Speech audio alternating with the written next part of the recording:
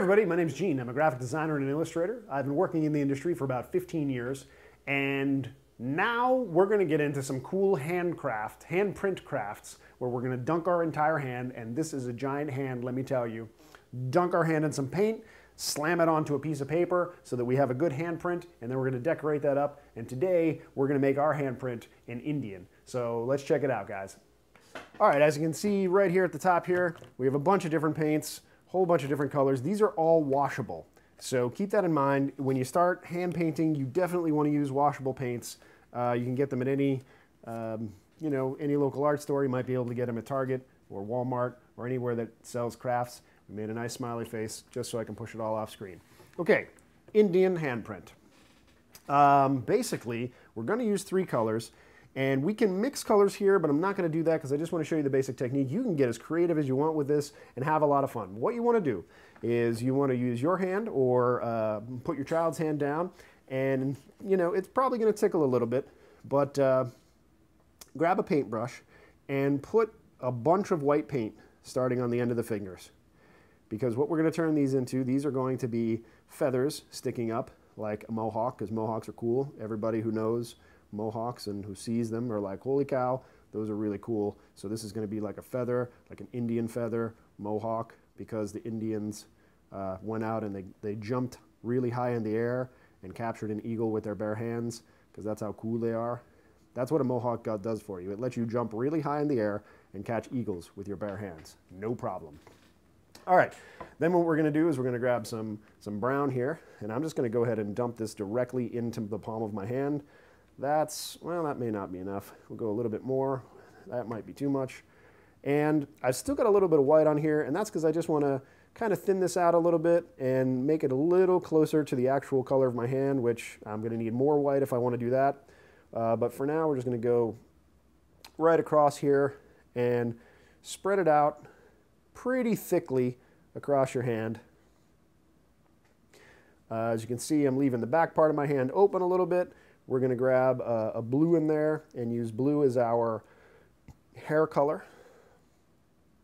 We're also going to take and hit the tips of our fingers with this same brown color.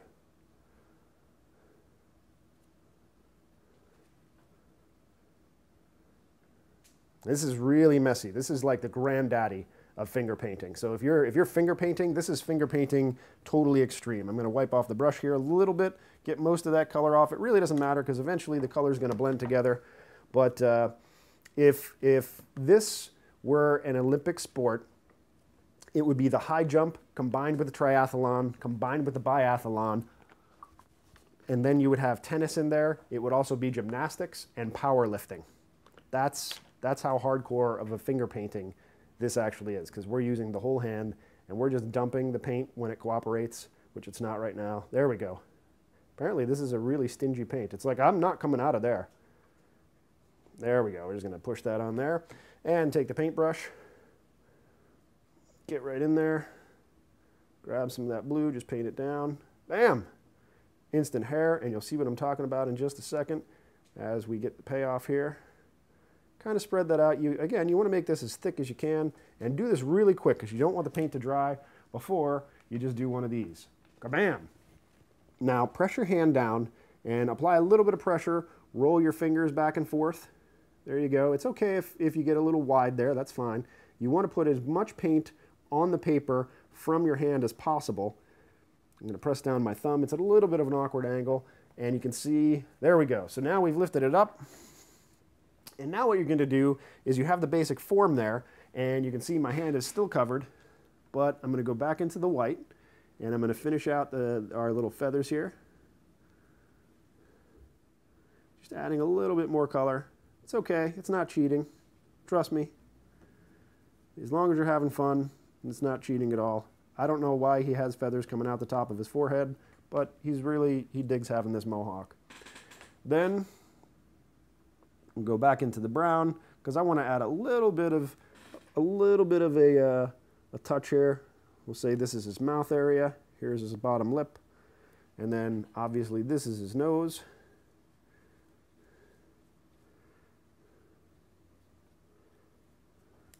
Okay, I'm going to go back into the white and just paint a little bit of an eye here for him. And we're going to call this a done painting. So really quick, some pretty cool Indian hand painting. So there you have it. I'm going to go wash my hands off, and I kind of recommend that you do the same because you don't want to be getting a bunch of paint all over your keyboard. But in the meantime, there's an Indian handprint, and I hope you guys had a lot of fun.